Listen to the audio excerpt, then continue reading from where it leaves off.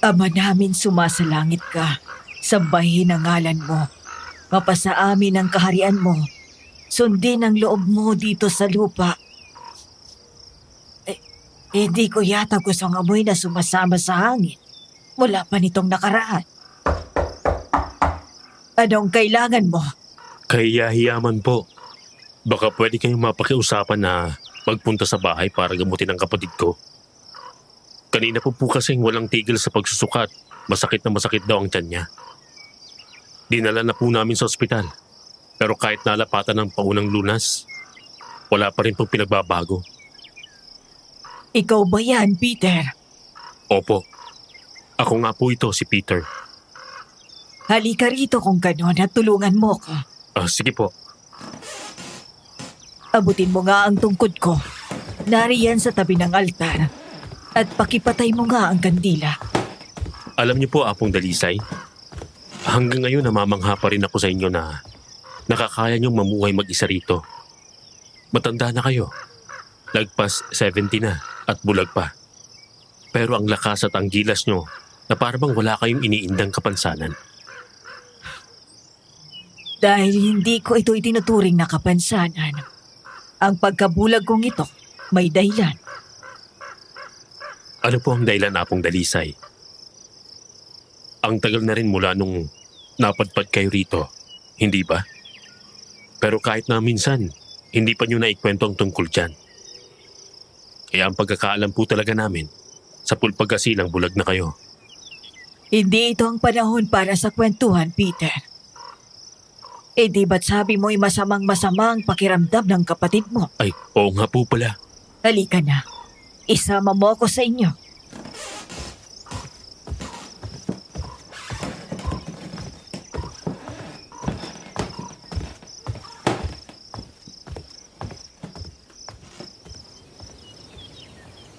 Peter, bilog ba ang buwan? Opo. Pero hindi po masyadong kita dahil natatakloban ng ulap. Bakit po? Huwag kang magpagala-gala sa labas mamaya kapag malalim ng gabi. Kapag ganyang bilog ang buwan. Nako, si Apong Dalisay naman. Hindi naman po ako bata na matatakot sa mga ganyan. Hindi kita tinatakot, Peter. Pinaaalahanan lamang kitang mag-iingat ka. Ano po bang meron? Saan po ba dapat mag-ingat? Sa kung anumang nagtatago sa dilim, Peter. Hindi natin nasisiguro kung may nakaambang panganib. Sa bagay, may punto naman kayo riyan. Nandito na po tayo sa bahay.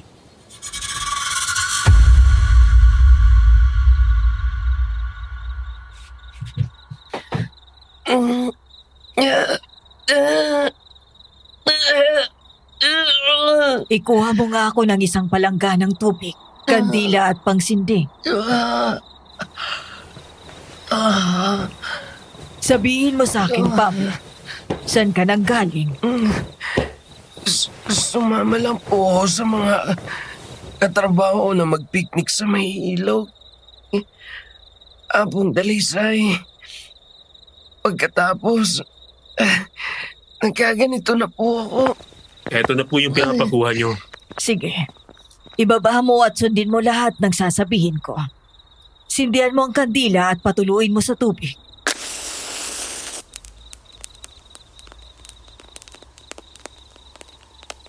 Hintayin mo hanggang sa may mabuong imahe.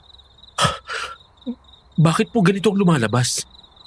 Sabihin mo sa akin kung ano ang nakikita mo. Mukha pong pusit itong lumalabas, Apong Dalisay. Kunin mo sa tubig. Madali ka. Iabot mo sa akin. Masama ang hinala ko na hindi yan pusit.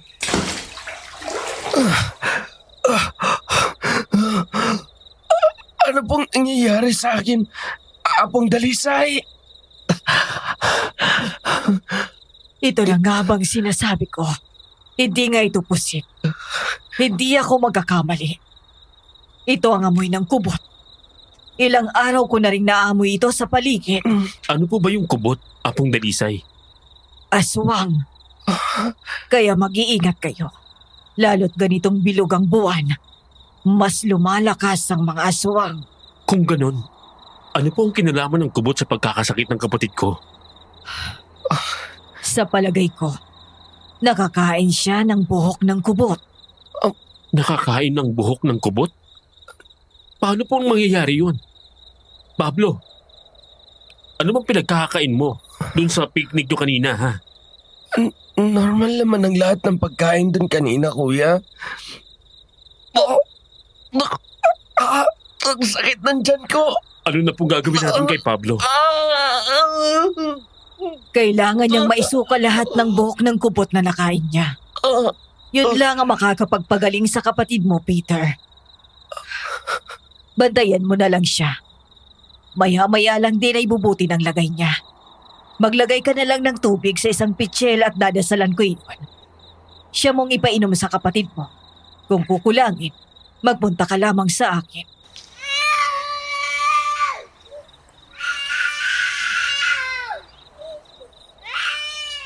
Saan ang galing ang sigaw na yon? Si Glenda yun, ah. Kunin mo ang bata, Peter. Madali ka.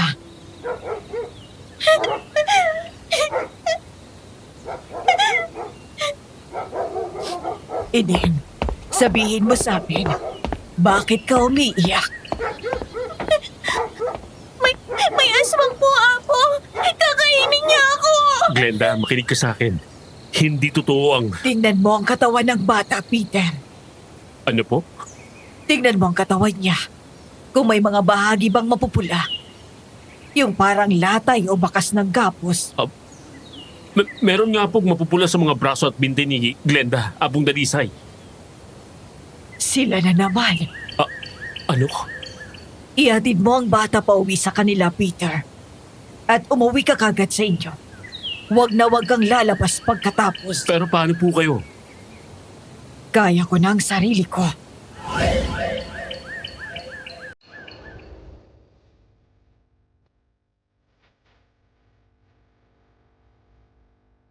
Hoy, hala! Ano kayang meron dito kay Apong Dalisay?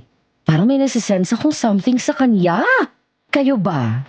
Hello sa ating mga minamahal na listeners dito sa Aswang Radio. Kumusta naman ang ating mga buhay-buhay?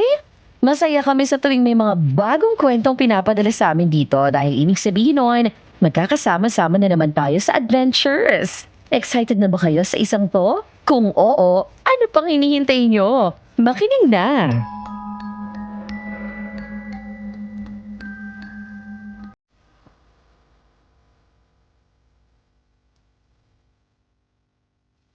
Ella! Ella! Punyeta! Ella, nasan ka? Halika dito! Nariyan na po. Saglit lang. Nasaan ang kwintas ko? Ninakaw mo ano? Kwintas? May kwintas kayo, tiya? Talaga namang ibalik mo ang kwintas na ninakaw mo ngayon din! Kung ayaw mong malintikan ka sa akin! Paano ko naman po ibabalik ang hindi ko naman ninakaw, tiya? Kahit kailan talaga, hindi mo na ako iginalang na maldita ka! Kahit nung nabubuhay pa ang ama mo, palaging ganyan ka! Sino ba kasi ang may sabi sa inyo magpakasal kayo sa biyudong may anak na maldita? Desisyon niyo naman yun at hindi sa akin. Bakit ako na lang palaging buntunan niyo ng sisi? Pagkatapos ngayon, pagbibintangan niyo pa ako nagnakaw ng kwintas? Kailan pa kayo nagkaroon ng mamahaling kwintas na mananakaw? Wala kayong karapatang saktan ako! Madrasa lang Lumayas ka na rito! Sukong-suko na ako sa pag-uugali mong babae ka! O edi lumabas din ang totoong kulay mo, tiya! Hindi mo ba ititigil yung bunganga mo, ha? Talagang namumuro ka na sa aking babae ka! Hindi na ako nagulat nang biglang hinawakan ni Chanena ang buhok ko at hinila ako palabas ng bahay. Wala akong nagawa kundi ang sumunod dahil tiyak makakalbo ako kung magmamatigas ako.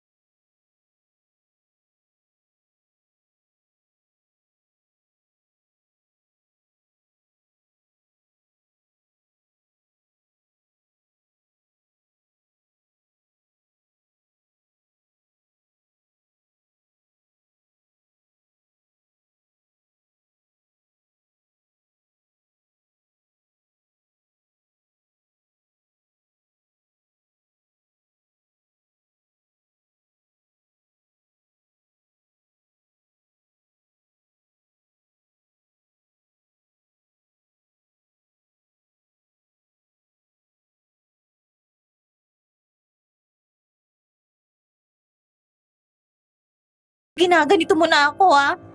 Makikita mo. Isang araw babalik ako. Dudurugin kita. Oh, may sinasabi ka? Wala.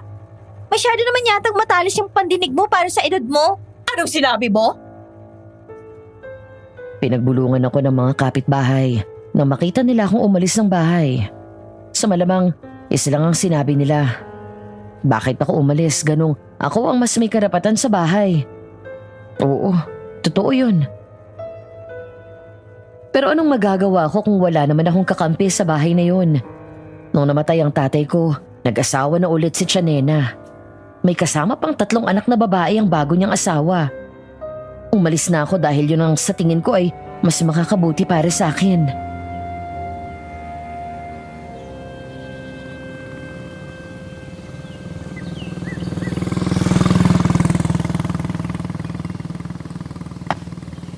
Nasaan na ba yun? Ang alam ko, dito lang malapit sa may basketball court yun eh. Ay, Diyos ko po. Grabing init. Ineng, maaari ka bang maabala saglit? Ay, opo. Wala pong problema. Ano po yun? Baka po pwede mo akong ihatid sa bahay. Sige po. Saan po bang bahay niyo?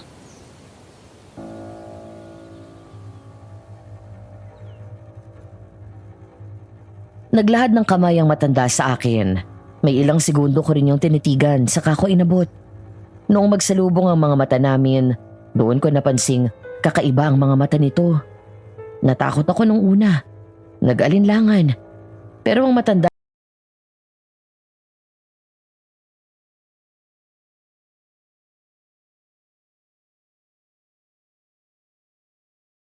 Ba sa akin dahil sa mga mata kong ito, Ineng? Huwag kang mag-alala. Hindi naman ako masamang tao. Bulag ako kaya ganito. Ganun po pala. Pasensya na rin po kayo sa akin. Hindi po kasi talaga ako taga rito. Alam ko. Po? Pero bulag po kayo, di ba? Paano niyo naman nasabing? Ay, Ineng. Ilang taon na rin mula nang manirahan ako rito. Kilala na ako ng lahat ng mga taga rito sa baryo. Lahat sila hindi maaaring hindi ako babatiin. Ikaw hindi. Grabe. Ang lakas naman po ng pakiramdam niyo. Ganon talaga, Ineng. Kung wala ka ng mga mata para makitang paligid mo, kailangang maging matalas ang pakiramdam mo. Ganon na rin ang pandinig at pangamoy. Tama po kayo. Dahil hindi naman lahat ng bagay sa mundo nagagawang makita ng mga mata ng tao. Gusto kitang bata ka. May dunong ka sa ganyang bagay. Ano nga palang pangalan mo? At ano ang sadya mo rito sa lugar na ito? Ako nga po pala si Ella. Napadpad po ako rito kasi meron po akong dating kaklase at kaibigan na nakatira rito. Kaya lang po, hindi ko na matandaan kung saan ang bahay niya. Ako si Apong Dalisay. Yan ang tawag sa akin ng mga taga rito. Sino ba yung taong tinutukoy mo? Si Pablo po. Baka kilala niyo. Aba, si Pablo. Malapit-lapit ng bahay niya rito. Madadaanan natin yon bago tayo makarating sa bahay ko. Sige po. Paghatid ko sa inyo, saka na lang ako pupunta sa kanila.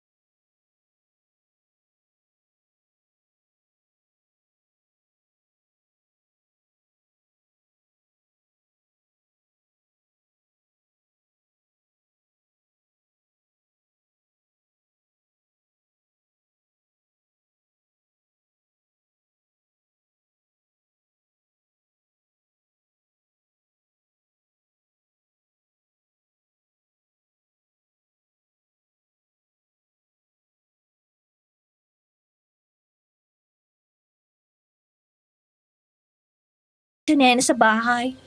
Ha? Ang kapal naman talaga ng mukha ng madrasta mong yun, Ella. Baka naman pwede ako makiusap sa inyo na dito muna ako makituloy. Wala rin kasi akong ibang alam na malalapitan sa ngayon eh. Alam mo na, puro naman nasa malayong probinsya ang mga kapamilya ni inay. Wala rin naman akong pagkukunan ng pamasahe at panggastos sa ngayon. Ella, pasensya ka na. Madali lang naman sana kasi ang pabor mo kung ako lang ang masusunod. Ang kaso, kung hindi papayag si mama na sa amin ka tumigil. Baka kasi mamaya kung anong isipin ng mga kapitbahay. Ganun ba? Sige, salamat na lang din. Huwag mo sanang mamasamain ha, Ella. Sigurado na kasi ako sa sasabihin ni mama. Masyadong konserbatibo ang isang yun. Naiintindihan ko naman.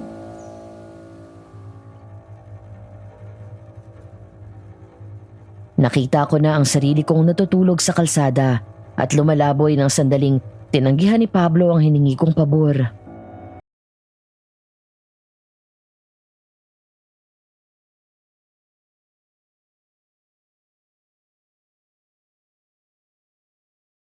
Wala ka bang matutuluyan, Ella? Sa kasamaang palad ay wala nga po.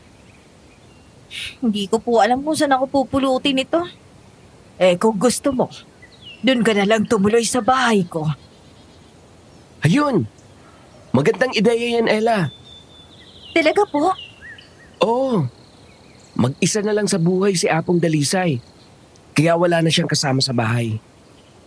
Pwede ka nga rong tumuloy sa bahay niya. Mabait naman yan si Apong Dalisay. Hindi ka kakainin yan. Teka, bakit? Aswang ba siya? Napakarami mong kalokohan, Pablo. Talagang tinakot mo pa itong kaibigan mo. Masyado niyo namang sineryoso ang biro ko. Siyempre biro lang yun. Bueno, halika na, Ella. Hindi magandang abutin sa labas kapag ganitong papadilim na. Bakit po? Hindi naligtas. May mga nangungursunada po ba rito? Mas malala pa ron. Ay, hala. Nakakatakot naman po pala. Tama yan. Magkaroon ka ng takot. Dahil ang bagay na yan din mismo ang magdadala ng kaligtasan sa iyo.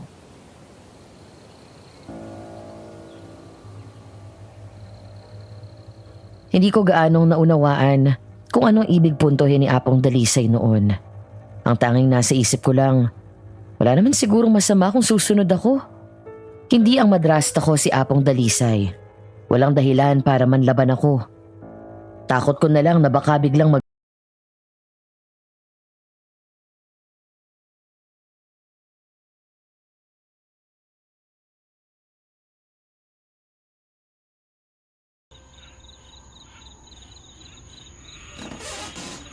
O ano?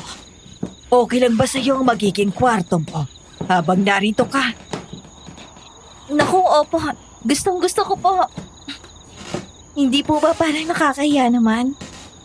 Bakit ka naman mahihiya? Nakikipanuluyan na nga lang po ako ng libre. Tapos may sarili pa akong kwarto.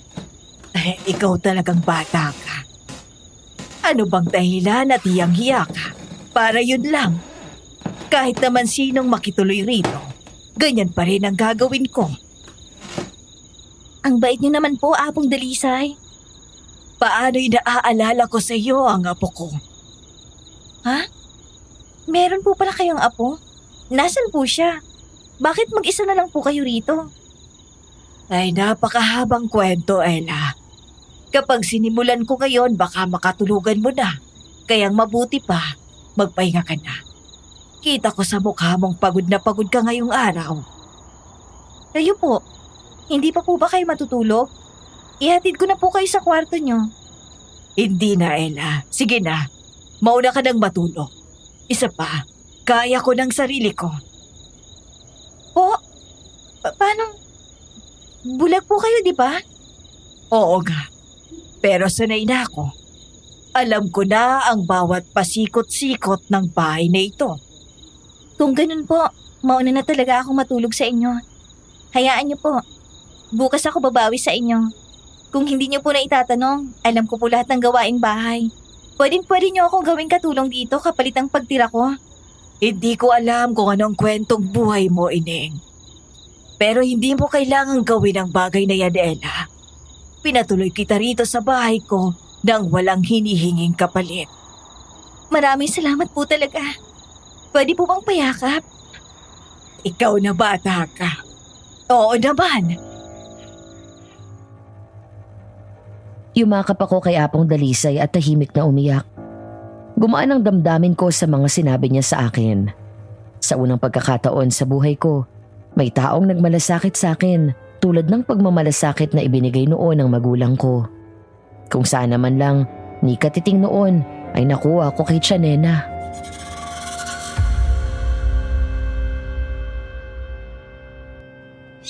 Alam kong naririyan ka lang sa paligid. Nagmamasid. Nararamdaman kita. Naaamoy kita. Hindi ka man lang ba inuusig ng konsensya mo, tanda? At bakit naman ako uusigin ang aking konsensya?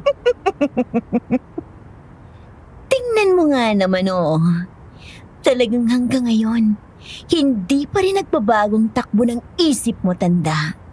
Kagaya ka pa rin ng dati. Ipokrita! Wala akong pakialam kahit ano pa ang sabihin mo. Ang gusto kong malaman ay kung paano mo ko natuntun sa lugar na ito. Magpakita ka! Hoy, tanda. Ano't nananaginip ka pa yata? Bulag ka?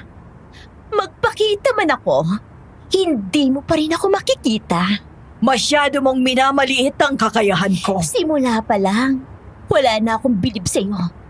Isipin mo na lang, paano ang isang batang ako noon ay nagawang bulagi ng matanda at hindi hamak na mas malakas kaysa sa akin? Babalik ka rin isang araw. Alam kong babalik ka.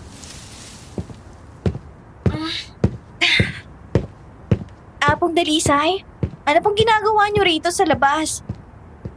Malalim na po ang gabi Ikaw, anong ginagawa mo rito? Hala, pumasok ka na sa loob. Baka kung ano pang mangyari sa'yo rito sa labas. Ay, bakit po? Ano po bang meron? Huwag nang tanong ng tanong, Ella. Pumasok ka na sa loob. Nagtaka ako kung bakit gano'n na lang ang tono ni Apong Dalisay ng sandaling iyon. Pinagmamadali niya ako at parang may bakas ng pagkataranta ang kanyang tinig. Naisip ko kaagad noon na baka may tinatago siyang lihim. Naku teka lang. Parang naghihinala na ako rito kay Apong Dalisay. Bakit parang may naaamoy na rin ako sa kanya?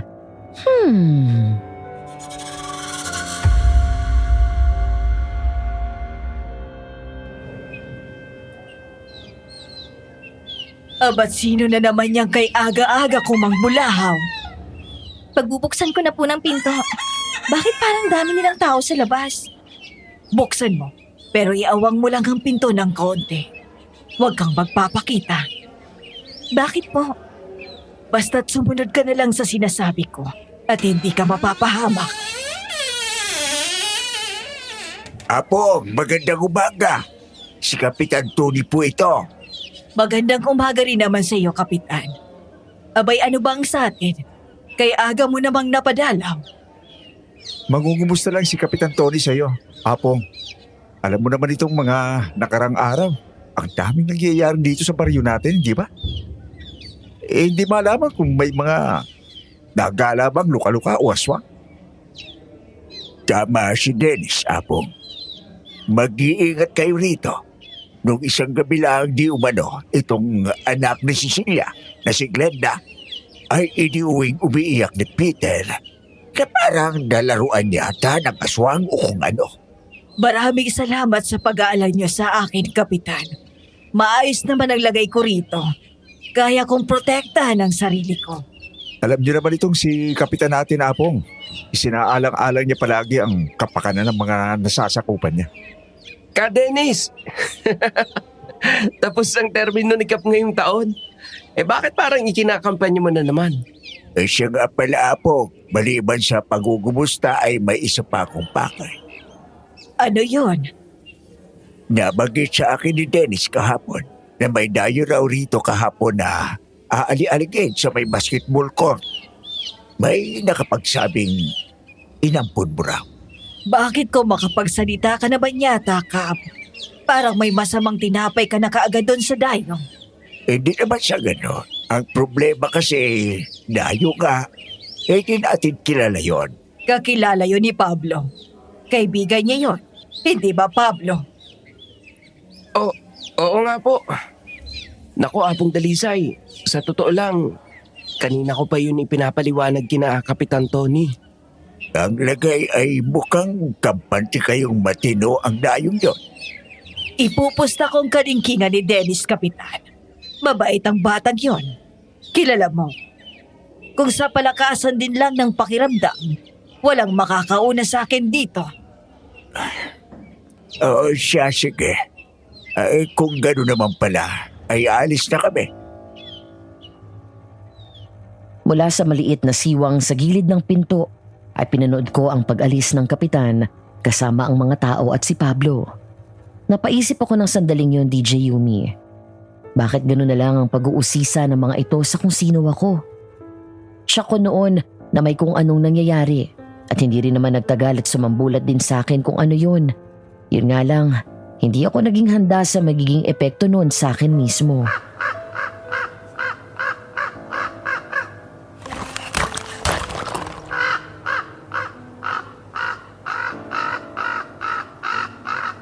Apong Dalisay, pahingi ng talbos ng kamote ha. Kukuha na ako. Ella? Anong ginagawa mo rito?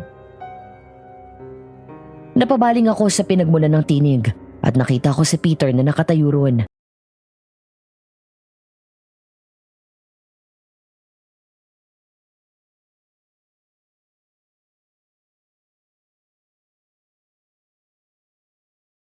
Pala yan, Peter. Kumusta ka na? Ikaw ang... Kumusta na? Anong ginagawa mo rito sa bahay ni Apong Dalisay? Dito ako nakikituloy eh. Nakikituloy? May nangyari ba sa inyo? Pinalayas lang naman ako nung magaling kong madrasta. Teka, hindi pala nabanggit ni Pablo sa'yo na narito ako. Alam mo, pumunta pang kapitan ng barangay dito dahil lang sa akin. Tignan mo yung si Pablo at hindi man lang nasabi sa akin. Umanda siya sa akin pag uwi ko. Pero pagpasensyahan mo na sina Kapitan Tony ha. Medyo mainit lang kasi ang mga mata ng mga taga rito sa mga dayo. Dahil itong nakaraan, maraming nangyayari. Hula nila, dayo ang gumagawa eh. Kagaya ng ano? Ang daming napagdidiskitahan. Minsan makikita mo na lang ang mga biktima walang malay sa kung saan mang liblib na lugar dito sa baryo. Pagkatapos, may mapupulang baka sa katawan na parang itinali ng mahigpit. Pero kapag nakita mo, hindi naman nakagapos. Nakakatakot naman yan. Kung alam ko lang na may mga ganyang ganap dito, hindi na sana ako rito nagpunta. Kaso wala eh. Si Pablo lang talagang alam kong pinakamalapit na maaari kong lapitan. Nandito rin naman ako ha. Bakit ba si Pablo na lang palaging hinahanap mo? Ha? Natural siya nga hanapin ko. Kasi siya yung malapit kong kaibigan. Parang nakakapagtampo naman, Ella. Hindi mo man lang yata ako kinukonsidera bilang kaibigan mo. Bigla akong natahimik sa sinabing yun ni Peter. Alam ko na agad kung anong ibig niyang puntuhin. High school kami noon.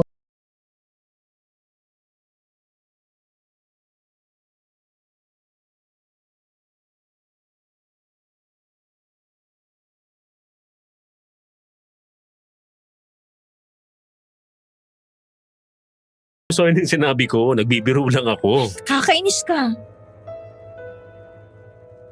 Pabiro ko siyang hinampas sa braso. Kasabay noon ang pagtawa naming dalawa. Pero maya-maya lang ay natapos din yun nang biglang may sumulpot na babae. Peter, manghihingi ka na lang ng talbos, ang tagal-tagal mo pa. Naiinip na ang inay mo. Pinasundo ka niya tuloy sa akin. Si inay naman. Akala mo naman may isang oras na akong nawawala. Sino siya? Ikaw nga itong dapat na tinatanong kung sino ka. Si Ella.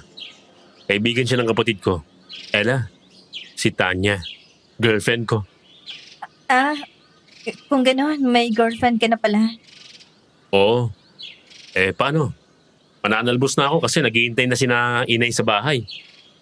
Sige. Tumingin ako sa gawin ni Tanya at nginitian siya. Pero ibang tingin na pinukol niya sa akin. Nakakapanayo ng balahibo ang titig niyang yun. Hindi ko maintindihan kung may galit ba siya sa akin o inis. Baka pareho pa nga. Palaisipan yun sa akin kung bakit.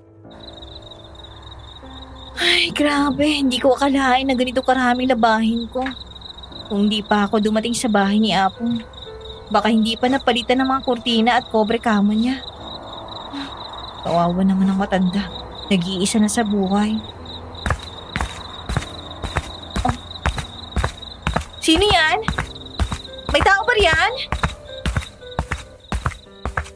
Wala akong nakuhang sagot. Ngunit paulit-ulit kong narinig ang tunog ng mga paang tumatakbo sa paligid. Biglang pumasok sa isip ko ang palaging bilin sa akin ni Apong Dalisay na huwag akong magpaabot ng dilim sa labas. Mabilis kong niligpit ang mga nilabhan at nilagay ang mga yon sa batya. Pero nang akmang bubuhatin ko na ang batya, bigla na lang may sumulpot na figura sa kabilang pampang ng ilog. Bigla akong napaupo sa pagkagulat. Madilim na halos ang paligid dahil nakalubog na ang araw. Ngunit hindi ako madadaya ng aking paningin. Nasisiguro kung hindi yun tao.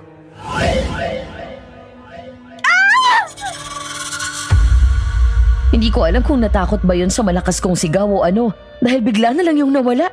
Nanginginig man ang katawan ko. Pinilit kong makatayo at magmadaling umuwi sa bahay ni Apong Dalisay.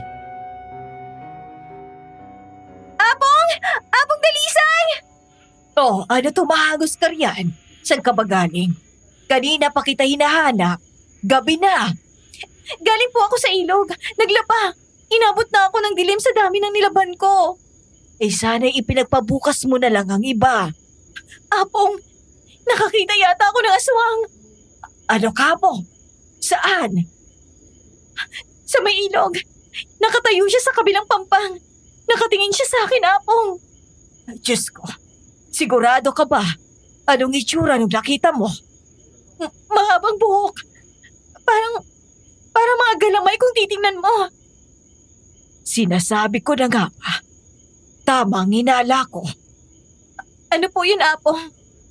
Nakarating na nga talaga siya rito. Narito ang kubot. Kubot?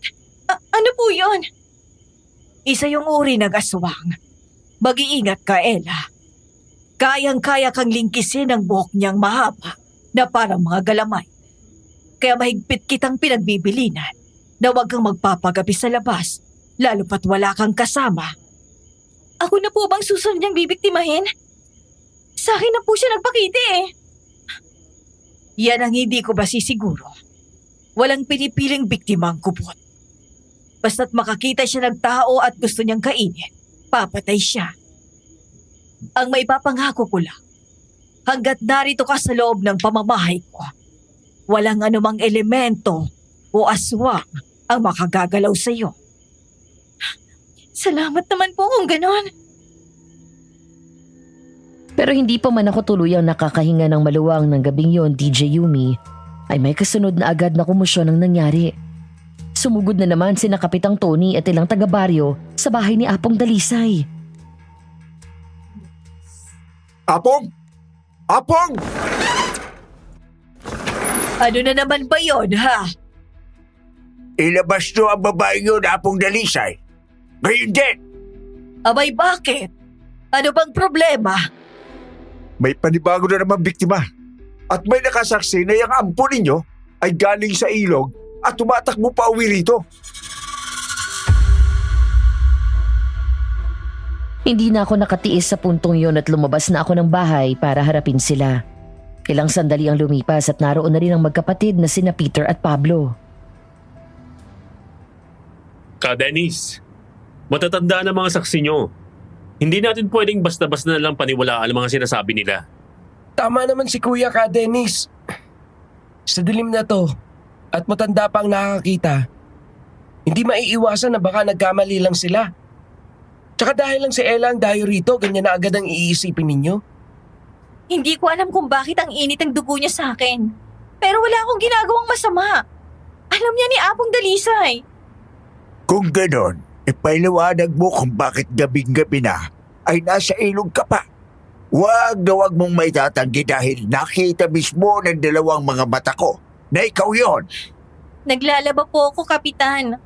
Kung talagang nakita ng mga mata nyo, edi sana alam nyong naglalaba ako kaya ako naroon sa ilog. Kung ganon, bakit nananakbo ka raw? Pauwi? Anong hindi ako mananakbo pa uwi? Mukha namang maski anong gawing paliwanag ng bata ay hindi nyo paniniwalaan dahil sarado na ang isipan ninyo para roon. Dennis, Kapitan, kilala namin magkapatid si Ella mula high school. Imposibleng makapanakit siya ng tao. Tsaka, ito na lang isipin nyo. Lalaki ang biktima ngayon. Sa laking yun ng katawan ni Iking, imposibleng mapatumba siyang mag-isa ni Ella sa patpatin niyang katawan. Sana man lang naisip niyo rin ang mga ganong bagay bago niyo naisipang manugod, ano? Basta. Hindi pa tayo rito nagtatapos. Umalis na kayo bago pa ako tuluyang maubusan ng pasensya sa inyo. Sige na.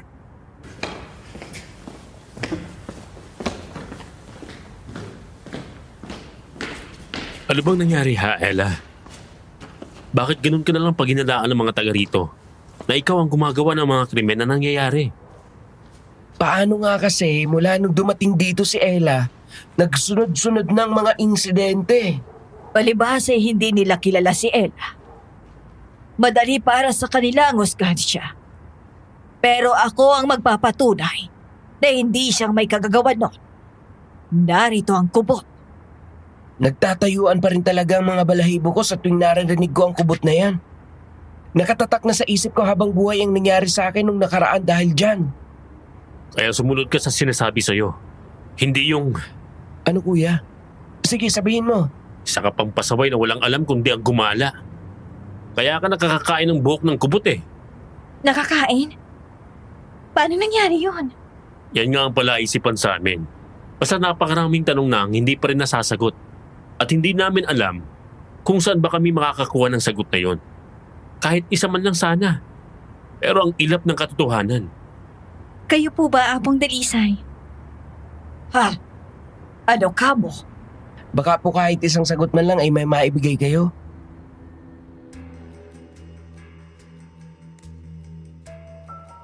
Isang mahinang pagtikhim lang ang naging tugon doon ni Apong Dalisay at pumasok na ito sa loob ng kwarto. Ilang sandali pa kaming nagpakiramdamang tatlo ni na Pablo at Peter bago sila tuluyang nagpaalam. Mag-iingat kayo rito, Apong Dalisay. Iba rin minsan ang takbo ng utak ng mga taga rito. Baka mamaya, may sumunod na lang bigla at manakit. Basta kapag nasa bingit ka ng alanganin, sigaw ka lang, Ella. Just call my name and I'll be there. Yan ka na naman sa mga paandar mo, Pablo eh. Ano ka, superhero? Kahit kailan talaga kayo magkapatid, palagi lang kayo nag-aasaran. Sige na, umuwi na kayo. Baka mamaya kayo pang mabiktima ng kubot. Yan ang wag naman sanang mangyari. Pakiramdam ko, hindi mabibiktima ng kubot si kuya. Pogi ito. Baka magka-crush pa riyan. Ay, naku talaga. Diyan ka na nga kung ayaw mong umuwi. Ilang sandali lang ang lumipas at sumunod na rin si Pablo sa kapatid nito. Isasara ko na ang pinto nang biglang makita ko si Tanya na nakatayo sa kabilang dulo ng kalsada at nakapako ang tingin sa akin. Hindi ko maipaliwanag. Pero kahit na ganun siya kalayo mula sa akin, merong nakakakilabot na hatid ang mga titig niya. Naisip ko na lang na baka pinagsisilosa niya ako. Sa kadaldalan ba naman ni Pablo? Baka nasabi na nito kay Tanya na manliligaw ko ang kuya niya noon. Papunta sana ako sa may talipapa para mamili ng pangulam namin ni Apong Dalisay noong nadaanan ko si Tanya na nakikipag-usap sa mga taga-baryo sa labas mismo ng barangay hall. Hindi ko na sana papansinin kung hindi ko lang narinig na pinagdidiinan niya pa talaga ang pangalan ko.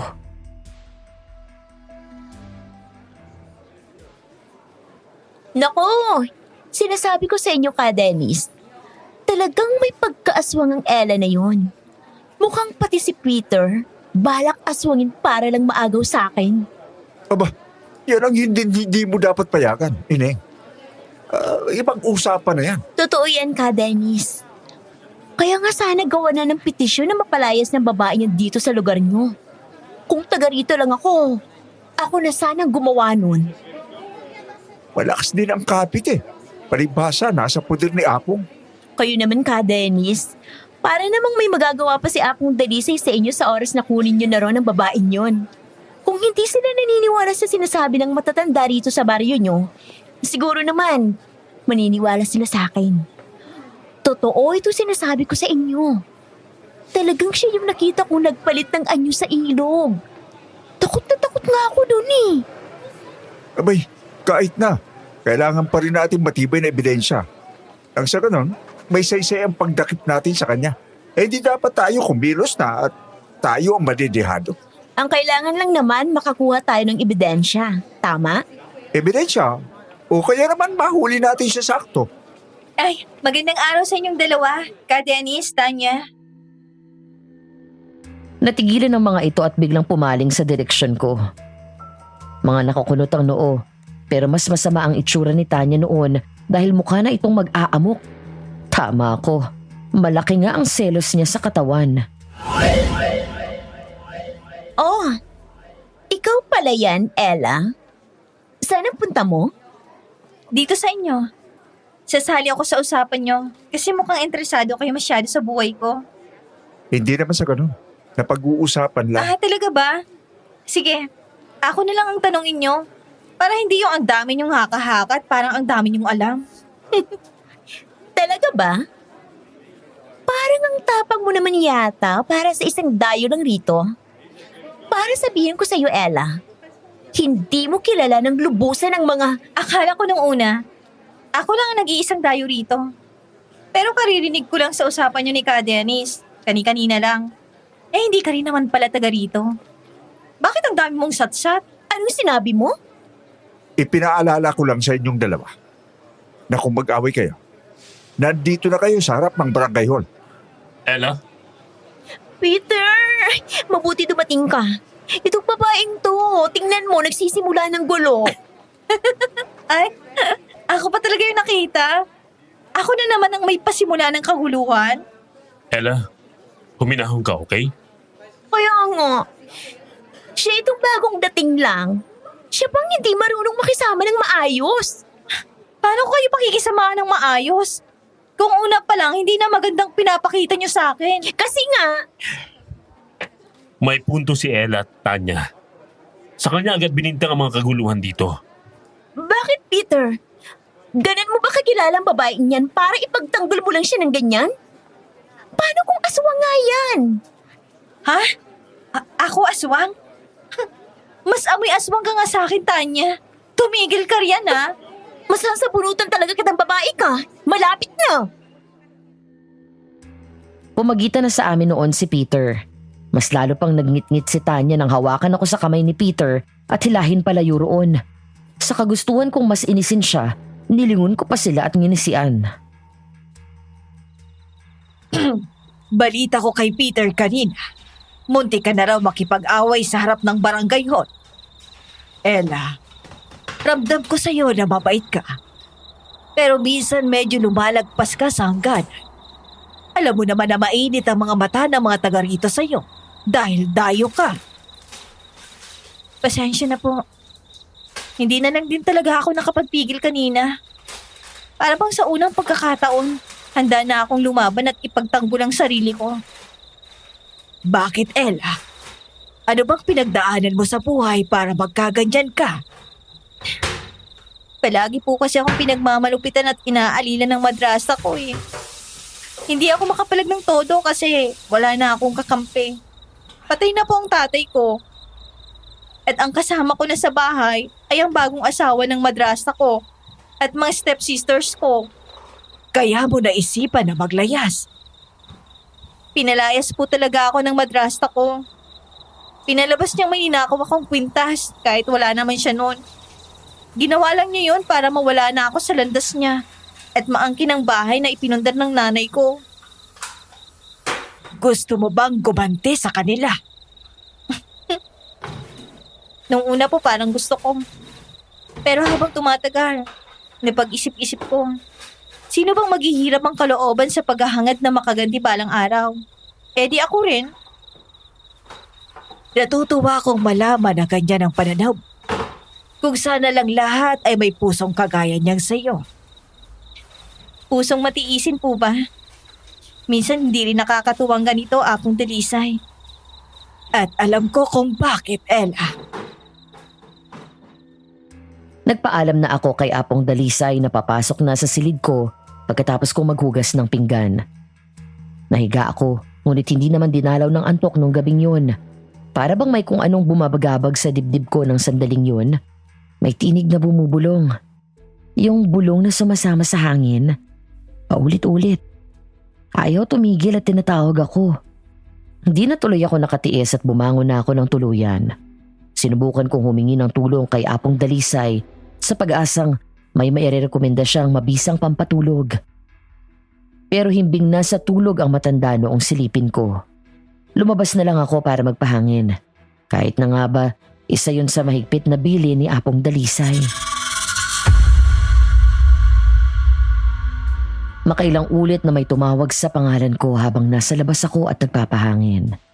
Sobrang linaw noon at ang paraan ng pagtawag sa akin ay tila humihingi ng tulong. Sinundan ko ang pinagmulan ng tawag at dinala ako noon sa isang liblib na bahagi sa baryong iyon, sa kagubatan. Sinong nandyan? Nagmasid ako sa paligid. Naghahanap ng sagot nang biglang may narinig akong malakas na kalabog sa hindi kalayuan. Pinuntahan ko yun agad at nanlamig sa tagpong sumalubong sa akin. Ah, Diyos ko po! Anong nangyari dito?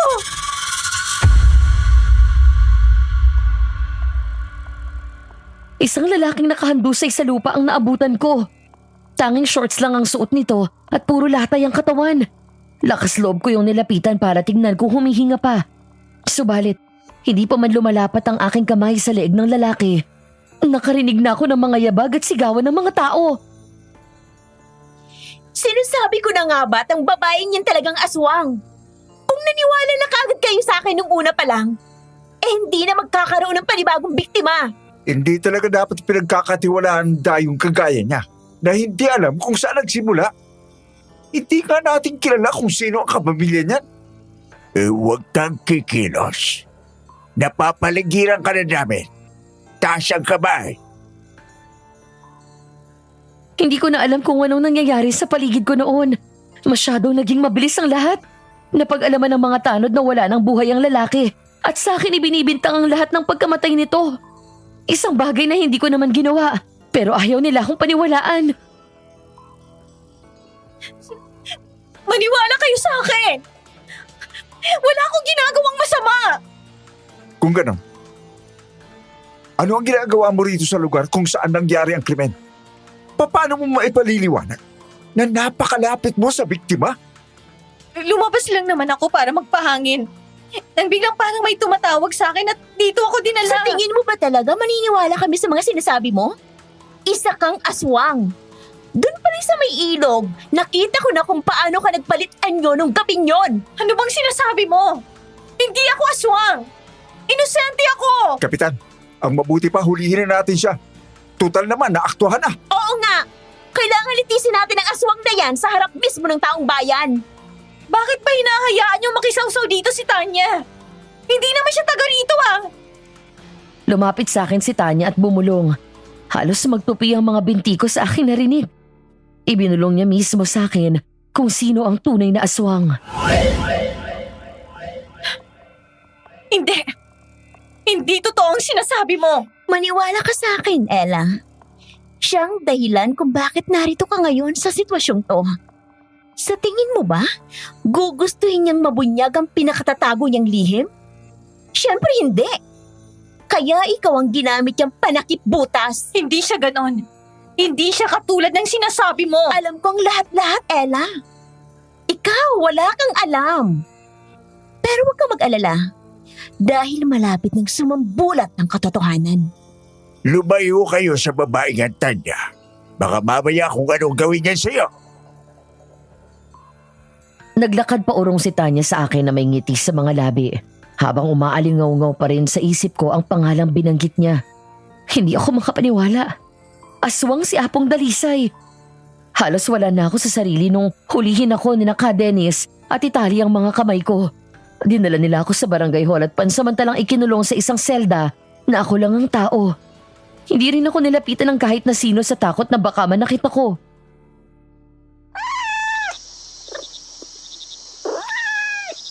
Pusa? Anong nagkapusa rito? Lumapit sa akin ang isang kulay itim na pusa habang nasa loob ako ng selda. Kumiskis yun sa mga binti ko. Pagkatapos ay tumingala. Noon ko napansin ang bulag nitong mga mata. Bigla tuloy akong napaurong at nagsumiksik sa isang sulok. Isa na lang ang laman ng isip ko ng sandaling iyon. Apong Dalisay? Ikaw ba yan? Naupo ang pusa at nakipagtitigan sa akin. Ilang sandali ang lumipas at umingaw ulit ito na para bang yun ang tugon nito sa tanong ko. Kung ganon, totoo nga sinasabi ni Tanya na isa kayong aswang. Pero teka, paano? Siya bang apo niyo, Apong? Naghilamos ang pusa pagkatapos ay tumayo at lumabas sa siwang ng mga rehas. Hindi ko alam kung nababaliw na ba ako ng mga sandaling yun o kung anumang maitatawag sa nangyayari sa akin.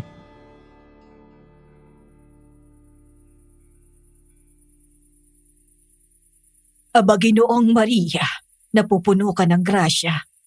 Ang Panginoong Diyos ay sumasa iyo. Bukod kang pinagpala. Sino naman kaya ang abalang ito? Apong Dalisay. Ako to si Pablo. Apong! Si Ella po nahuli na kapitan. Tuloy ka. Si Ella po. Nakakulong siya ngayon sa barangay hall. Nahuli siya ni Kapitan Tony sa akto doon sa may gubat na may nabiktimang lalaki. Apong, kailangan natin siyang tulungan na makalabas doon. Lilitisin daw siya sa harap ng mga taga rito. Baka kung anong mangyari sa kanya. Hindi ako nagkulang sa pagpapaalala kay Ella na huwag siya magpakalat-kalat sa labas kapag gabi na. Minsan may katigasan din ang ulo ng batang yon. Ano pang nasagap mo ron? Talagang pinagdidiinan ni Ka Dennis na si Ella nga ang aswang. Maraming tao ang naniniwala sa kanila dahil nga nahuli raw siya sa akto roon sa may gubat. Pagkatapos tong si Tanya talaga ang gigil na gigil sa lahat. Siguro mas lumala ang selos niya kasi nga dating manliligaw ni Ella si Kuya Peter. Ano ka mong pangalan nung nagdidiin kay Ella? Tanya po. Hindi siya taga rito. Girlfriend po siya ni Kuya Peter na nagbabakasyon lang dito. Gaano na siya katagal rito? Ilang araw na rin po. Sa inyo siya tumutuloy? Ay, hindi po. Nagrenta siya ng isang maliit na studio apartment sa may bayan. Kasi hindi papayag ang mga magulang namin na pumisan siya kay Kuya sa iisang bubong na hindi naman sila kasal. Bakit ni minsan ay hindi nagkrus ang landas namin ang Tanya na yon? Naku, Apong Dalisay, hindi ko masasagot ang tanong yung yan eh. Pero mabalik tayo kay Ella. Anong gagawin natin? At saka, bakit parang ang kalmado nyo naman yata sa kabila ng mga nangyari? May mangyayari ba kung magwawala ako? Oh, wala po. Kaya lang, Mas makakapag-isip ka ng tama at magandang gagawin kapag kalmado ang isip mo. sa bagay, tama po kayo riyan. Hindi nyo po ba pupuntahan si Ella sa barangay hall? Makita man lang niya kayo. Naipahatid ko na sa kanya ang mensahe ko. Po! Paano? Labas ka na roon. Ang mabuti pa, umuwi ka na sa inyo. Gabing-gabi na lumalabas ka pa. Ang dami na ngang nangyayari. Binalita ko lang naman po sa inyo ang tungkol kay Ella. Sige po, alis na ako. Tanya, paanong hindi ka nahahagip ng pang-amoy at pakiramdam ko?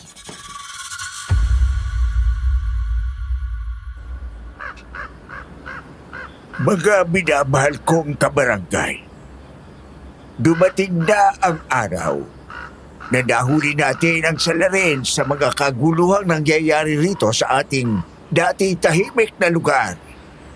Nabulabog tayo ng mga katakutan at mga kamabalaghan na dala ng babaeng ito sa inyong harapan.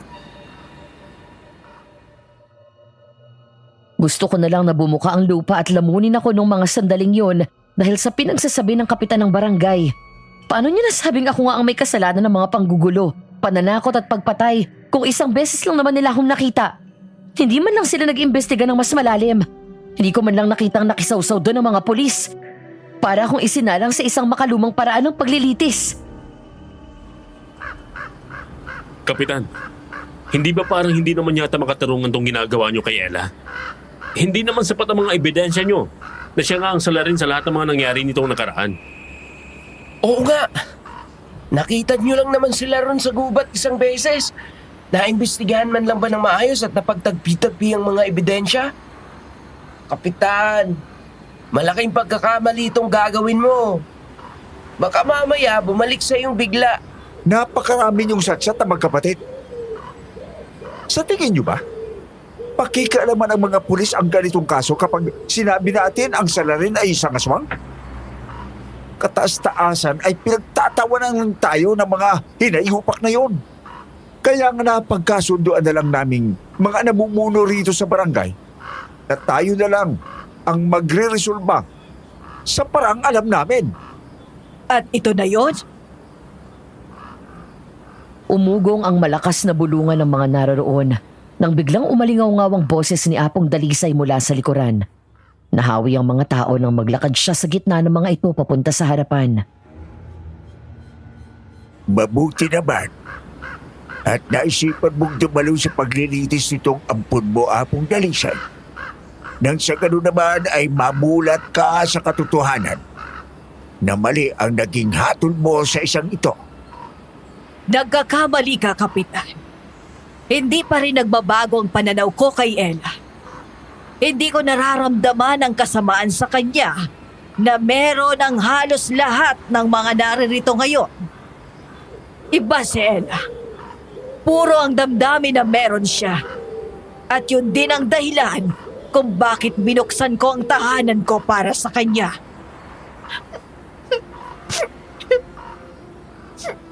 Pakawalan niyo siya, Kapitan.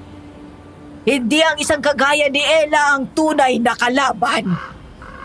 Kung hindi siya, ay sino, Apong Dalisay? Masyado kayo nagpabilog at nagpadala sa mga sulsol sa inyo. Kaya isang bahagi na lang ang nangyayaring ito ang nakikita ninyo. May punto si Dalisay. Matagal na ako rito sa baryong ito. Dito ko'y pinanganak at tumanda. Pero ngayon lang nangyari ang ganito. Na basta na lang nagtuturo ng salarin kahit inosente naman ang tao. Paano niyo matatawag na inosente kung nahuli na nga? Hindi naman nakasalalay sa iisang desisyon at ang batas. Kapitan ka lang. May mas mga nakakataas pa sa'yo. Kung ako sa'yo, palayain mo ng dalagang yan kagaya ng sinabi ni Dalisay. Ipaubaya mo na lang sa kapulisan ang pag-iimbestiga. Tama. Mas makabubuti yon. At kung lumabas sa investigasyon na hindi nga gawa ang mga yon ng ordinaryong tao, ay saka natin pag-usapan at pagtulong-tulungang hanapin ang aswang. Ano? Ganun na lang? Pagkatapos naming paghirapang hulihin ang babaeng ito, basta na lang namin pakakawalan ng walang kapalit? Ako ang magiging kapalit. Apong Dalisay, wag! Kaya ko to. Okay lang sa akin na ako na lang. At ano naman ang mapapala namin sa matandang bulag na kagaya mo? Hindi ka na makakalaban pa sa aswang. Tama sila, Apong. Matanda ka na. Mapapahamak ka sa gagawin mong yan. Kung may pakay ang aswang dito, nasisiguro ko kung ano yon. Kung gano'n, hindi mo pala mamasamain, Apong Dalisay. Kung ikaw ang gagawin naming pain sa aswang. Ano? Hindi! Huwag niyong gagawin yung kay Apong Dalisay! Wala siyang ginawang masama sa inyo! Mga wala kayong utang na loob! Pagkatapos niya kayong gamutin sa loob ng maraming taon, ganyan ang gagawin niyo? Siya itong nagpresentang maging kapalit mo.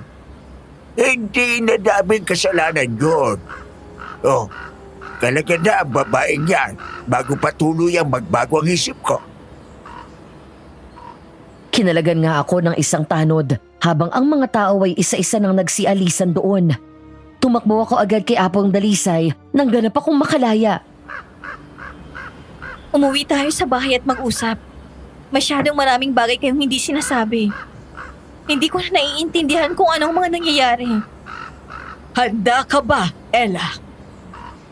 Handa po saan?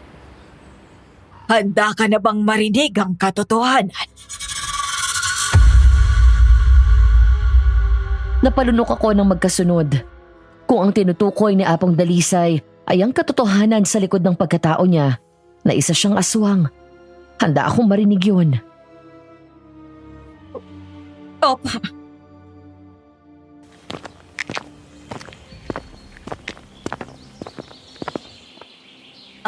Apong, sigurado ba kayo na ipapayang sa... Alam ko kung anong ginagawa ko, Ella. Matagal ko na sana itong ginawa.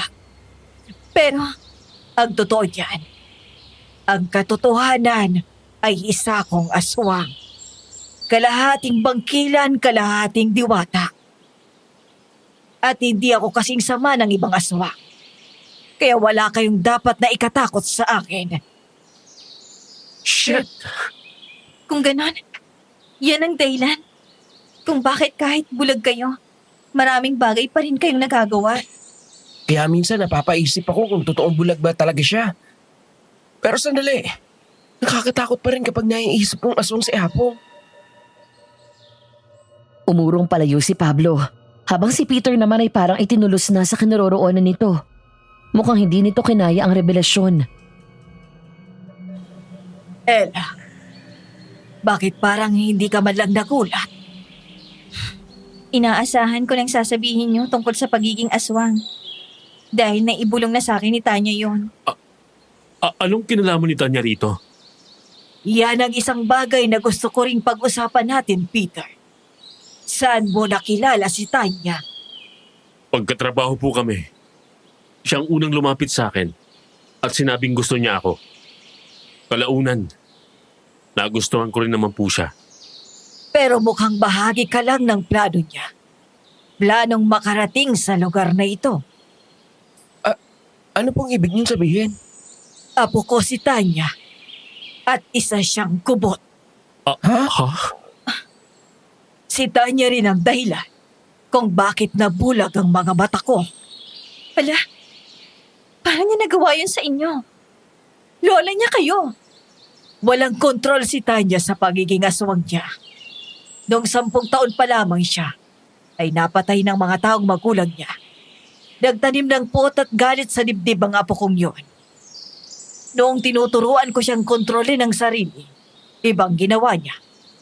Nilabanan niya ako na naging resulta nitong pagkabulag ko.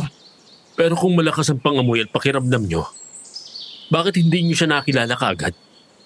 Bibihirang pagkakataong lumapit siya rito sa akin. Palagi siyang narito, pero nasa malayo. Kahit na sabihin nating magaling akong umamoy at makiramdam. Sa paglipas ng panahon, pumupurol na rin ako. Pero kung si Tanya ang salarin sa lahat ng to, handa ba kayong gawin ang dapat, Apong Dalisay? Anong ibig mong sabihin? Kailangan matapos ang kasamaan niya. At matitigil lang yon kung Kapag patay na siya, wala nang lunas pa si Tanya. Kung noon niya kinontrol, baka pa. Handa ba kayo, Apong? Isasakripisyo niyang buhay ng apo niyo? Wala na akong magagawa pa. Masakit man pero kailangan kong harapin. Ilang buhay nang nawala. Maraming inosenteng tao nang napahamak. At higit sa lahat, malaking gulo na ang dinala niya rito. Kailangang matapos ng lahat ng ito. Apong, magiging okay lang ba kayo pagkatapos nito? Siguro. Pero hindi ko alam kung gaano katagal ang aabutin. Doong mawala siya sa piling ko, ilang taon ang nakakaraan. Parang itinuring ko na rin siyang patay noon. Kaya naman ngayon, masaktan man ako, kakayanin ko pa rin naman. Niyakap ko si Apong Dalisay. Sa kabila ng mga sinabi niyang yon, dama ko pa rin ang bigat ng kanyang kalooban dahil doon. Kung ganun, ano po ang plano? Kailangan nating maghintay. Nasisiguro kong si Tanya ang kusang maglalapit ng sarili niya. Lalo pat malalaman niyang tinubos ko si Ella sa mga taga-barangay kapalit ko. Magsiselos siya dahil mas pinahalagahan ako ng lola niya kesa sa kanya. Iyon na nga. Nung araw din yon, nagparamdam si Tanya sa kanyang lola. Ang sabi ni Apong Dalisay sa amin, nagpaamoy ito at tila nagpapahabol. Dahilan para marating namin ang gubat. Paano natin siya makikita? Baka mamaya niya nandito na siya at nakaabang na sa atin. Basta higpitan mo lang ang hawak mo dyan sa dala mong bote ng holy water. Napahugot ako ng malalim na hininga. Sa akin iniatang ni Apong Dalisay ang pinakamabigat sa lahat. Ang pagpatay kay Tanya.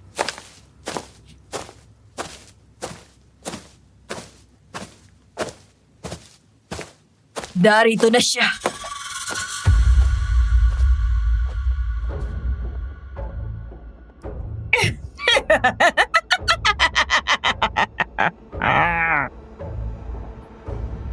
Magkasabay kaming tumingala at nakita namin si Tanya sa anyo nitong kubot at nakatalong ko sa isang sanga ng malaking puno ng akasya. Gumagalaw-galaw pa ang mga hibla ng buhok nito na tila may mga galamay ng pugita. Nagtatayuan ang mga balahibo ko ng sandaling yun pero pinaglabanan ko ang takot. Tingnan mo nga naman. Talagang kinumpirma mo pa sa akin na talagang mahina ka na, tanda. Nagsama ka pa ng mga alipores mo, ha? Kayang-kaya ko namang patayin ang mga yan nang magkakasabay. Itigil mo na itong mga hindi magagandang bagay na ginagawa mo, Tanya. At bakit ako makikinig sa'yo, tanda? Inabandona mo ko. Kaya wala kang karapatang patigilin ako sa mga ginagawa ko. Hindi kita inabandona, Tanya. At alam mo yan. Hanggang sa huli kahit pabinulag mo ko, minahal kita at inunawa. Pero ikaw itong bigla na lang umalis. At pagkatapos, anong ginawa mo? Bumanat ka rin ng alis. Alam mo ba kung bakit ako umalis noon? Hinanap ko ang sarili ko. Pero nang bumalik ako, wala ka na. Heto ka ngayon sa liblib na baryong to. Malayo sa kung saan tayo masayang namumuhay na magkasama noon. Kung itinuloy mo lang sana ang pagbabagong buhay mo noon, hindi na sana hahantog pa sa ganito, Tanya. Huwag kang makisabat dito, Peter. Isa ka pang taksil. Akala mo ba nakalimutan kong ginawa mo? Ako ang girlfriend mo pero mas pinili mo si Ella nung araw na nag-away kami. Magbabayad ka! Pinakawalan ni Tanya ang dalawang galamay nitong buhok at nilingkis nito si Peter. Walang kalaban-laban na nabitawan nito ang bote ng holy water na mabilis namang nakuha ni Pablo. Lahat kayo, hindi na makakalabas ang buhay sa gubat na to! Dito kayo mamamatay! Dito ko kayo kakainin! Dito na rin kayo mabubulok at malilibing!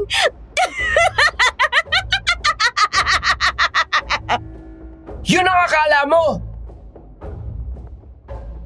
Dinukot ni Pablo sa loob ng bag na dala nito ang mga bolang gawa sa dinurog na bawang na may kasamang asin. Pinag-eksperimentohan nito yung mabuti para mabuo. Magkakasunod na bato ang ginawa ni Pablo at halos lahat ay tumama sa katawan ni Tanya.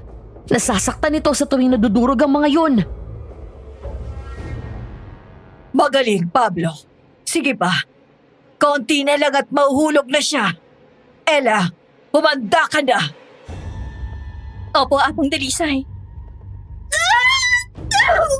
Nagulang siya!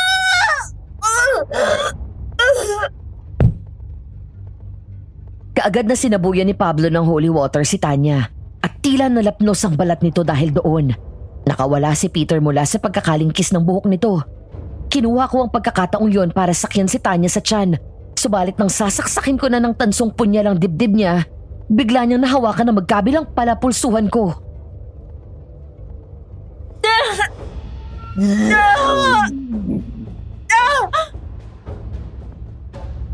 Binigay ko ang lahat ng lakas ko.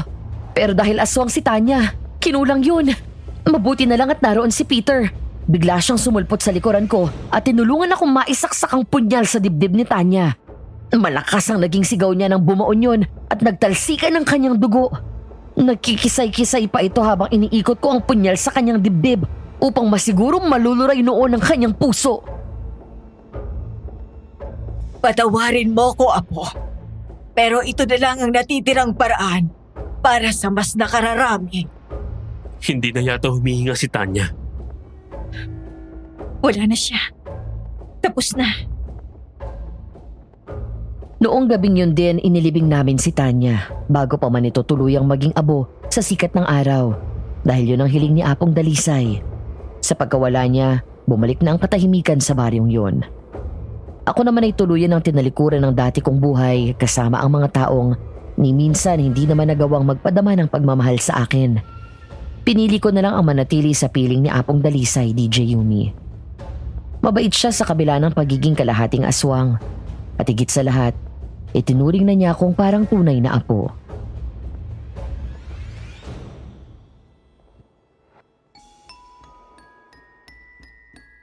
At isa na naman ngang kwento ang natapos natin para sa araw na ito, mga minamahal naming tagapakinig. Na-thrill akong manghula kung anong magiging ending ng ating team mabait But on a serious note, parang ang hirap maging mabait, no? Like itong si Apong Dalisay, sa kabila ng totoo niyang katauhan, nakuha niyang piliin kung ano ang tama. Bakit yung ibang kilala ko na sa malamang kilala niyo rin, hirap na hirap gumawa ng mabuti, no? Ewan ko ba? Pero kasi ganyan na ang kalakaran ng mundo ngayon. Mas marami ang gumagawa ng mali. Siguro kasi kapag gumawa ka ng tama, meron kang mga bagay na dapat isakripisyo. At yung sakripisyo part na yon, ang pinakamahirap sa lahat. Ay, sana'y nakapulutan nyo ng aral ang kwentong ito na pinadala sa atin ni Ella, aka Cinderella. Cinderella na pinagkamalang aswang. Pak! Ella, kung nasaan ka man ngayon, hangad namin na maligaya ka kasama ang mga taong tanggap ka at nagmamahal sa'yo. At eto na naman tayo sa ating paalaman portion. Hanggang sa susunod nating kwentong katatakutan at aswang, dito lang yan sa Aswang Radio. Ako ang inyong DJ Yumi na nagsasabing, aswang ka man sa paningin ng iba, sa panaginip ko, ikaw ang bida.